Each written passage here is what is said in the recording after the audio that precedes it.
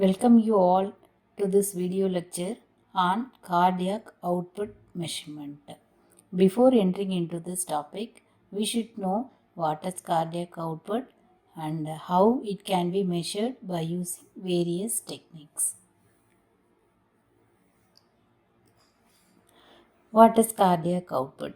In another way, we can ask that how much blood does your heart pumps?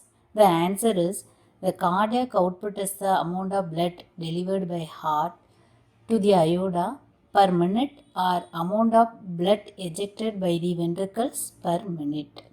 Simply, we can calculate by using stroke volume and heart rate.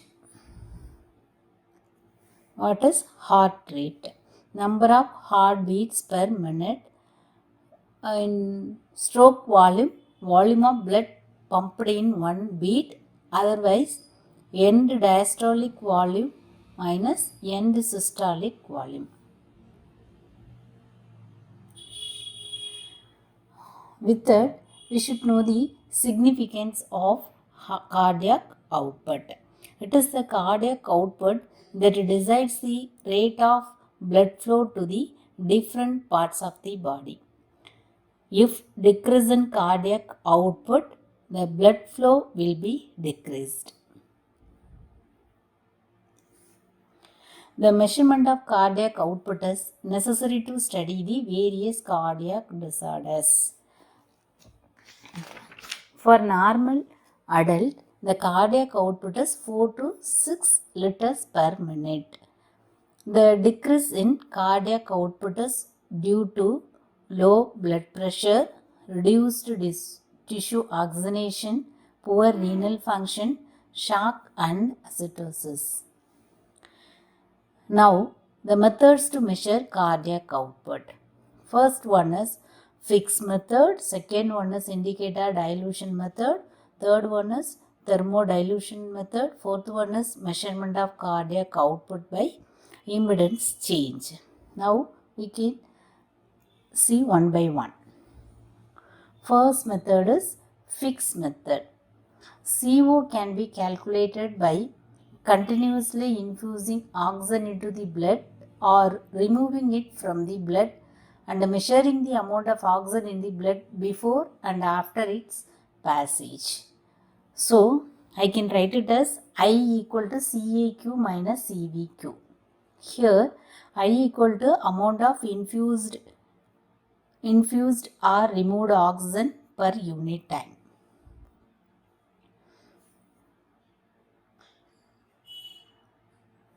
So, Q equal to cardiac output in terms of liters, Ca equal to concentration of oxygen in atrial blood, that is outgoing blood, Cv equal to concentration of oxygen in venous blood, that is incoming blood. From this diagram, we can know the procedure to measure the value of cardiac output. The second method is indicator dilution method. In this method, a known amount of dye or radioisotope is used as an indicator in the blood circulation, and then measuring the concentration of the indicator with respect to time, we can estimate the volume of blood.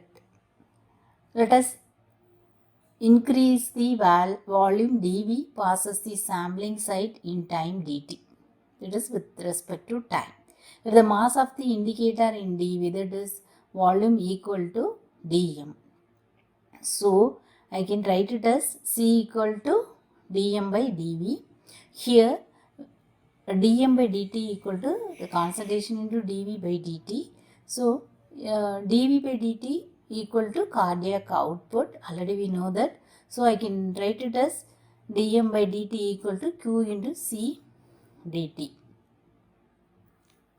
By integrating the value of mass over the time, I can get the value of cardiac output, that is m divided by area of the curve.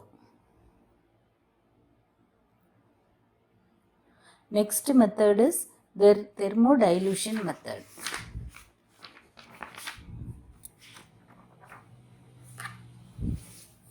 Here we can see the block diagram to measure the cardiac output.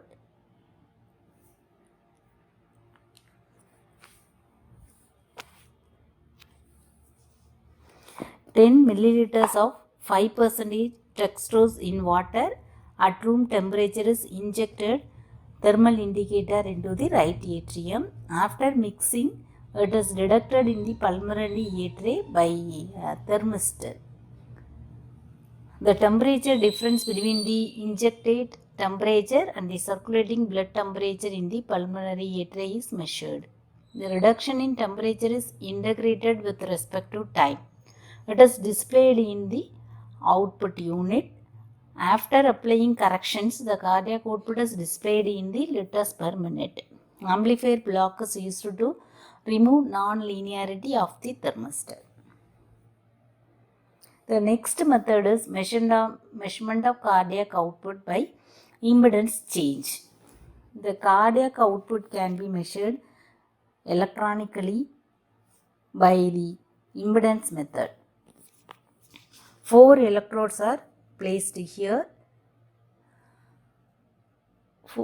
surrounding the thorax. Electrodes pair 1 and 4 used as current electrodes. Electrodes pair 2 and 3 used to pick up the voltage across the thorax. Let rho, that is the rho resistivity of the patient's hematocrit. A means cross-sectional area of the thorax. L means separation length between the potential electrodes 2 and 3. By determining the dV, the cardiac output can be measured by multiplying dV with heartbeat rate per minute.